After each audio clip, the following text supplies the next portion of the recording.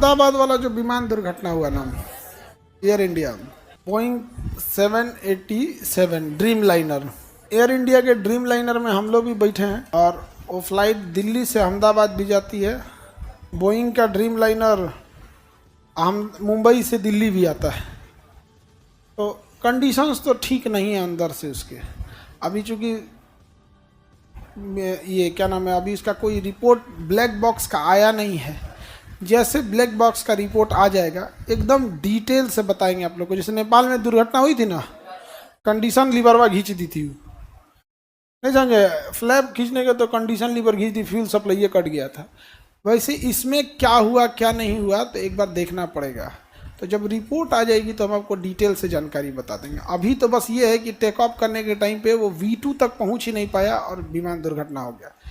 जब वो दौड़ता है ना जहाज रनवे पे, तो जब वो प्रॉपर स्पीड गेन कर लेता है और रनवे आधा से ज़्यादा ख़त्म हो जाती है तो को पायलट बोलता है कैप्टन से कि V1 कि अब ब्रेक नहीं लगा सकते हो, क्योंकि ब्रेक लगाओगी ना तो 80% रनवे ख़त्म हो चुका है, थूर लोगे आगे जाकर, अब एनी हाउ उड़ जाना है।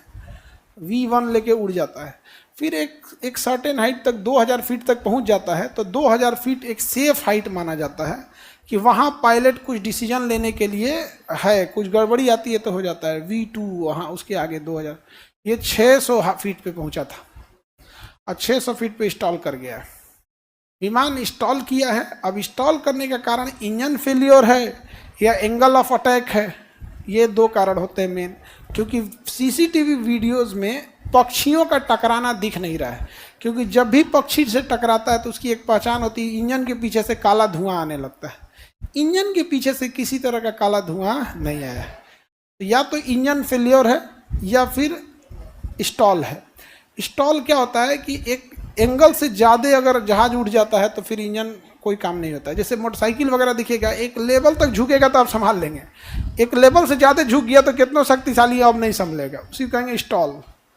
अब ये स्टॉल हुआ है, ये तो दिख रहा है। अब इंजन फेलियर की वजह से स्टॉल होकर गिर गया तो इंजन फेलियर हो गया, पावर सप्लाई खत्म हो गया। और नहीं तो अगर एंगलवा ज़्यादा उठा देता, 10 से 15 डिग्री के बीच में उठाता है वो, 10 से 15 डिग्री, तो कई बार ज़्यादा उठ जाएगा ना, गिरने लगता है। अब ये इस पर पूरी तरह से जैसे एक ठो ब्लैक बॉक्स उसका रिकवर हो जाए।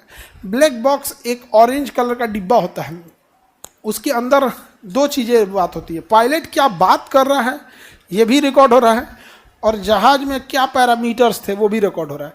मतलब उसके क्या इंस्ट्रूमेंट में कितना फ्यूल था, कितना वजन था, कितने लोग थे, क्या था, सारा चीज़ उसमें रिकॉर्ड होता है। उसको निकाल जब लिया जाएगा तब पता चलेगा एग्जैक्ट में कि क्या हुआ था। लेकिन बहुत खतरनाक है। जिस हॉस्पिटल पे गिरा था, आगे हॉस्पिटल था, उसमें डॉक्टर लोग, रेजिडेंट डॉक्टर थे, वो खाना खा रहे थे, ऊपर ही गिर गया था। वहाँ से 6-7 डॉक्टर लोग भी बहुत सीरियस गंभीर हैं, संभवतः बचे भी ना। मतलब हमको जब तक सूचना थी बहुत सीरियस थे वो लोग, और मतलब जिस लेवल के सीरियस थे तो शायद उसमें से भी 6-7 डॉक्टर ना बच पाए, इतने ज़्यादा सीरियस थे। विमान दुर्घटना में सबसे बड़ा कारण चोट लगना नहीं होता है, विमान दुर्घटना का सबसे बड़ा कारण होता है आग लगना। उस जहाज में 1.5 लाख लीटर फ्यूल था, 1.5 लाख लीटर। आपके पानी टंकी के ऊपर 1000 लीटर की पानी टंकी होती है छत के ऊपर, और उसमें पेट्रोल कितना, फ्यूल कितना, 1,40,000 लीटर, यानी 1.5 लाख लीटर फ्यूल था। तो इतना फ्यूल था।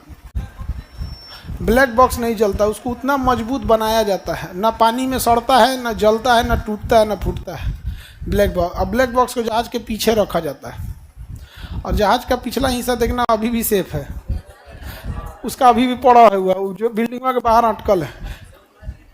हाँ, समुद्र में गिरता है तो भी बचा रहता है, नहीं खुलता नहीं है। उसके अंदर 1 महीने तक की बैटरी होती है, बीकन साउंड देता है। आग उग लगने का नहीं, समुद्र में गिरता तो आग नहीं लगता। बचे तो साबरमती के सामने नदी था एक, तो उतना टाइम नहीं देता है ना। 2000 फीट पे जब जहाज चली जाती है ना, तो पायलट के पास इतना डिसीजन हो सकता है कि कुछ दाहिने बाएं सोच सके। 600 फीट की हाइट थी, 600 फीट, वो भी जमीन से 600 फीट नहीं है, समुद्र से 600 फीट है, जमीन से 400 फीट होगा। क्योंकि समुद्र लेवल से 600 फीट तो जमीनवा तो और ऊपर होता है, एयरपोर्ट उस जमीन पे भी सबसे ऊंचा बनाया जाता है, तो समुद्र तल से 600 फीट था। तो ऐसे तो कितना क्या ही डिसीजन लेगा वो, कोई कोई डिसीजन देखिए, वो दाहिने बाएं भी नहीं मुड़ सका है, सीधे जाके गिर गया। किसी भी जहाज में टेक ऑफ करने के 8 मिनट और लैंडिंग करने के, मतलब टेक ऑफ का 4 मिनट और लैंडिंग का 4 मिनट, यही खतरनाक होता है। जो भी दुर्घटनाएं होती हैं इसी समय होती हैं, बीच में कोई दुर्घटना नहीं होती। बीच में कौन चीज, ना हवा है ना बादल है ना कुछ है, लेके निकल रहा है 900 की स्पीड से। टर्बुलेंस हल्का हल्का होता है, हल्का हल्का क्या होता है टर्बुलेंस। अभी हम परसों आए थे, इतना भयानक टर्बुलेंस था कि एक आदमी बीच से जा रहा था, बैठे थे हम लोग, और लगभग 37 हज़ार फीट पे थे और फुल स्पीड में थी। उसमें किसी को वॉशरूम जा रहा होगा, इतना तेज टर्बुलेंस मारा कि गिर गया वो बहुत तेज वो जमीन पे। यहाँ पे हमारे बगल में कोई मैगी खा रहा था, छीट दिया हमारे ऊपर। मैगी में तो पानी हो रहा था ना, छीट दिया उससे, तो हम उसको उठा के तो मैगी दिए, तो कारण नहीं फेंक दीजिए सर। हम दे दिए भाई, इसकी संपत्ति है, पूरा मैगी की बटोर के थोड़ा सा है हमारा, नीचे रखिए हो। अब मेरा मैगी थोड़े था कि हम रख लें। चलिए अब हम लोग यहाँ देखते हैं, इस पर डिटेल बता देंगे आप लोग से, पूरा डिटेल से बता देंगे, जैसे ब्लैक बॉक्स रिकवर हो जाएगा एकदम इत्मीनान से। और बोइंग 777 ठीक जहाज है, बट ड्रीम लाइनर ठीक नहीं है।